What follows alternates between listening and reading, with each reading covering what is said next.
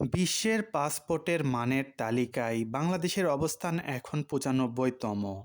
আগের বছর ২০২৫-এ যা ছিল ১০০-তে, অর্থাৎ ২০২৬-এ লাল সবুজ পাসপোর্টের মানের হালকা উন্নতি হয়েছে। সব দেশের পাসপোর্টের মানের উপর ভিত্তি করে প্রতি বছর তালিকা প্রকাশ করে Henley passport index. International air transport অ্যাসোসিয়েশনের ডাটার উপর ভিত্তি করে এই তালিকা করা হয়। তালিকা অনুযায়ী বাংলাদেশের নাগরিক ৩৭টি দেশে ভিসা ছাড়া ভ্রমণ করতে পারে। এ তালিকায় নাইজার ও আলজেরিয়ার সঙ্গে ৮০ নম্বরে অবস্থান করছে ভারত, আর বাংলাদেশের ৩ নম্বর পরে অর্থাৎ ৯৮ নম্বরে অবস্থান করছে পাকিস্তান। নেপালের অবস্থান পাকিস্তানের উপরে আর বাংলাদেশের এক ধাপ নিচে, অর্থাৎ তাদের অবস্থান ৯৬-তে। পাকিস্তানের পর অবস্থান ইরাক আর সিরিয়ার পাসপোর্টের তালিকায় সর্বশেষ ১০১-এ অবস্থান করছে আফগানিস্তান।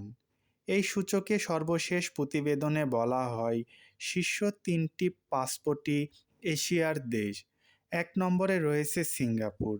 দেশটির নাগরিকরা ১৯২টি দেশে ভিসা ছাড়া ভ্রমণ করতে পারে। ২ নম্বরে যৌথভাবে রয়েছে জাপান ও দক্ষিণ কোরিয়া।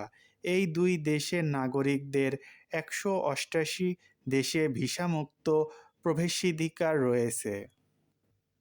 ইউরোপের ৫টি দেশ যৌথভাবে ৩ নম্বরে রয়েছে, তারা হলো ডেনমার্ক, লুক্সেমবার্গ, স্পেন, সুইডেন ও সুইজারল্যান্ড। এসব দেশের নাগরিকরা ১৮৬টি দেশে ও অঞ্চলে ভিসা ছাড়া প্রবেশাধিকার পায়।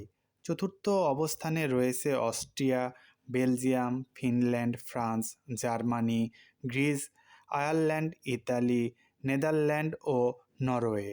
আর তালিকার ৫ নম্বরে আরও ৪ দেশের সঙ্গে অবস্থান করছে সংযুক্ত আরব আমিরাত।